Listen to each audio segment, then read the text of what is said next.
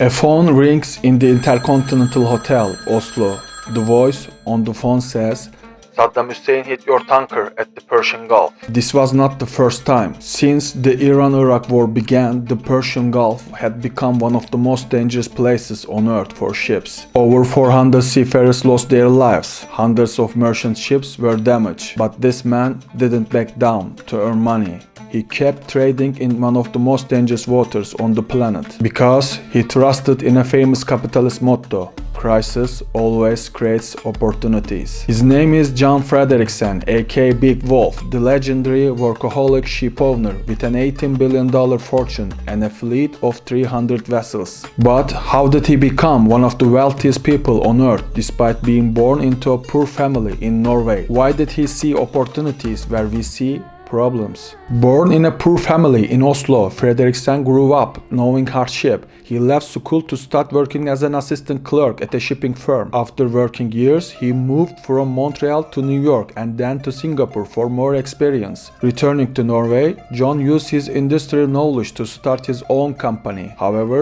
wealth was not a piece of cake. First, he got into cement shipping and went bankrupt. Then, he moved into bunker oil and went bankrupt again. His third attempt was bulker shipping, and once again, he faced bankruptcy. Following his unsuccessful enterprises after his first step into oil trading in Beirut during the 60s, he saw an opportunity in the collapsed market in the 70s following the oil crisis. In 1973, OPEC stopped oil shipments to US to protest US support for Israel during the Fourth Arab-Israeli War, causing tanker charter rates to drop to historic lows. Fredriksen took advantage of this by securing long-term contracts. When rates bounced back 4 years later, he rented out tankers at much higher rates, making $40 million in profit that year. This was his first major financial success. Then in 1980, the Iran-Iraq war began, turning the Persian Gulf into one of the most dangerous seaways on earth. The Iran-Iraq war was one of the most bloodiest conflicts of the past 50 years, pitting humanist Iran against Saddam Hussein's Iraq. The whole world, the US, Europe, Arab countries, and even the Soviet Union supported Iraq while Saddam Hussein was still a good guy. The Iran-Iraq war, which took place in the midst of the oil resources, killed over 1 million people and significantly shook the global energy markets. In those days, Iran and Iraq were two of the biggest oil exporters in the world. Earnings from oil exports were vital for both sides. That's why each side targeted the other's oil tankers during the war. That conflict would be later called the Tanker War. As a result, shipping oil from the Persian Gulf, an active war zone, became incredibly expensive and dangerous, but the wolf was waiting for his hunt. While most oil shippers were avoiding Iran due to the extreme risk, John Fredriksen, an emerging ship owner, saw an opportunity to make his fortune by exporting the country's oil. Fredriksen made a deal with the Iranian government to transport their oil when no one else would. This gave him strong bargaining power, allowing him to earn huge profits. This trade would make Fredriksen soon earn a famous name, lifeline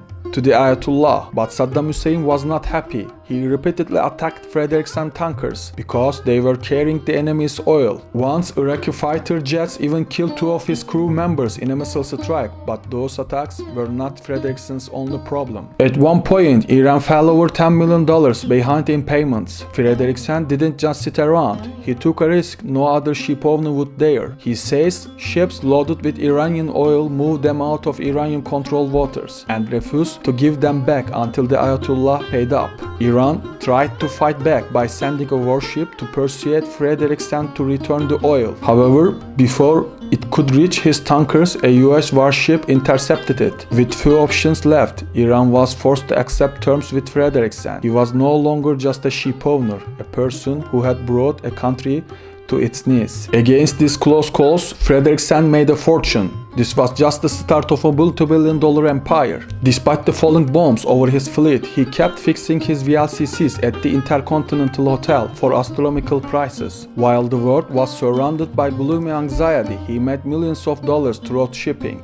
His table at the Intercontinental Hotel even became famous as Karg Island, named after an island where Iranian oil was exported to the world. Fredriksen eventually became the richest man in Norway and the most influential ship owner. However, he was not a person who would celebrate Thanksgiving. That's why he didn't say it's enough, thank God, and he moved on. He immersed himself in his diverse shipping businesses, which today include tankers, bulkers, LNG carriers, drilling rigs, fish farms. Over the years, he expanded and multiplied his fortune, but there is more to him than that. Fredriksen isn't just a master at crisis investing. He has applied his shipping business's insight to his personal life, learning to change his flag like a ship at the right time. He was originally from Norway, one of the most heavily taxed countries on the earth, but after a dispute with tax authorities, he gave up his Norwegian citizenship and became a citizen of Cyprus, a much more tax-friendly place. But in 1985, John faced a big challenge. A Norwegian insurance company got suspicious about cargo losses from his tankers. A private investigation revealed that heavy oil was being used as bunker fuel. Following a police investigation, John's offices in Oslo were searched and he was detained along with some close co-workers. The prosecutors accused him and some top executives of ordering their crews to steal crude oil from the ships and use it as a fuel. They also claimed that he defrauded the insurer and put his crew's lives at risk. John denied all the charges. Meanwhile, the police wanted to arrest and question him, but he managed to evade them for weeks. He hid out in a small apartment all alone while the media and police were on his trail. Eventually, he gave himself up and spent 113 days in jail. Today, John Fredriksen is mainly based in London, Chelsea, and lives in a house bought for £37 million